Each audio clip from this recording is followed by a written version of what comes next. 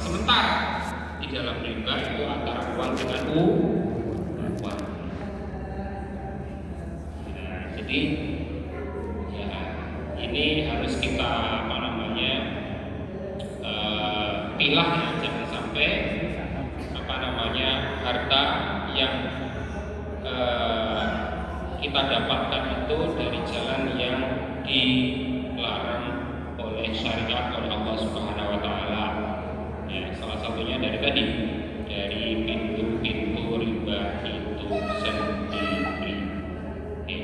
Saya kira itu apa yang dapat saya sampaikan. Kalau ada pertanyaan monggo. Wallahu a'lam bishawab. Assalamualaikum warahmatullahi wabarakatuh. Waalaikumsalam warahmatullahi wabarakatuh. Sebelumnya ada pertanyaan bapak-bapak ibu-ibu? Monggo Pak.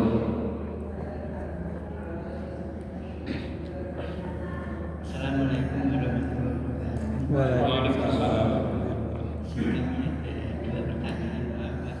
Yang pertama tadi disampaikan bahwa Rasulullah itu tidak menerima sedekah.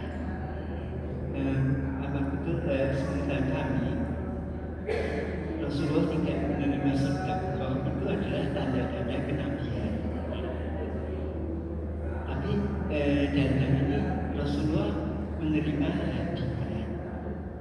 Nah, karena ini tidak menerima sedekah ini tanda-tanda kenabian, apakah umatnya itu juga harus meniru mencontoh Nabi untuk tidak menerima sedekah? Itu yang pertama. Yang kedua tadi mengenai jual beli uang. Kalau jual beli falas atau di pasar, ini bagaimana untuk mengenai jual beli falas? Terima kasih. Assalamualaikum warahmatullahi wabarakatuh. Waalaikumsalam. Mani change.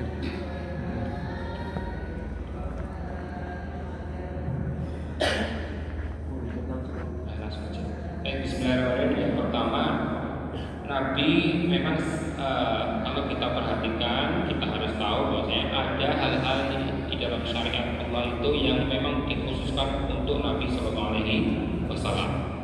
Menikah lebih dari 4, ya, tidak boleh menerima zakat, ya. Ya. Tapi Nabi juga menerima hadiah, ya. Ya. Karena apa? Nabi bersabda tahabu. Kalau kamu itu saling ngasih hadiah, maka kamu akan muncul rasa saling menyayangi, saling mengasihi.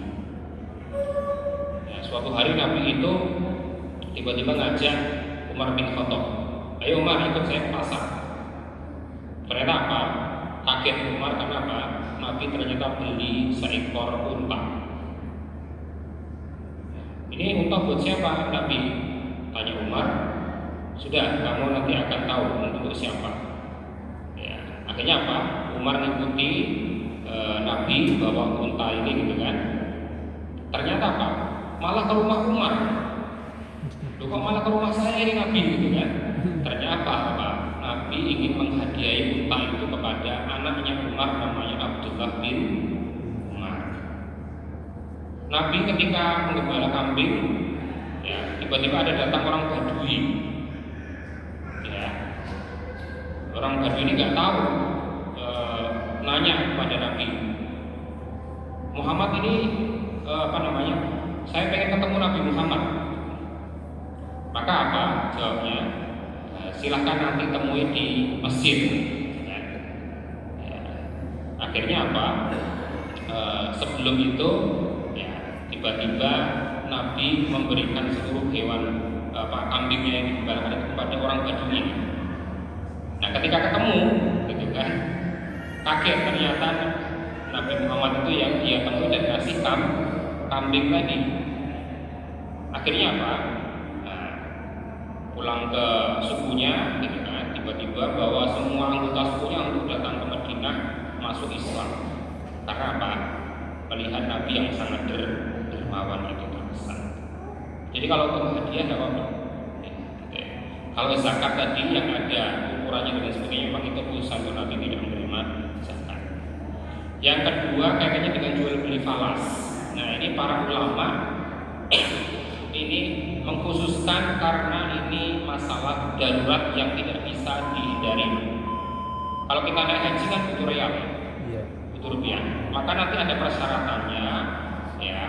Nilai tukarnya itu ada jangka waktunya. Misalkan sehari itu pembukaannya berapa, penutupannya berapa, nilai falasnya itu tidak bisa, harus sesuai dengan kesepakatannya di sana. Ya. Nah, nanti kalau banyak orang yang kemudian menggunakan kesempatan ini untuk jual beli korek, trading korek tuh, ya.